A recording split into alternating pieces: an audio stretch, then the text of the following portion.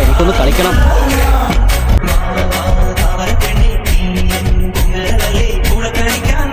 അതും ഇതുമായിട്ട് എന്താ ബന്ധം? താനല്ലേ പറഞ്ഞ എന്തെങ്കിലും ഒന്ന് പറയാൻ.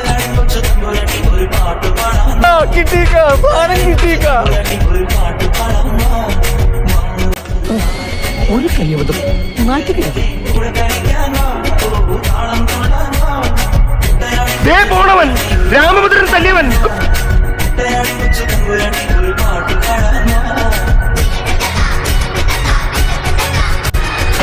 മനോഹരമായിരിക്കും.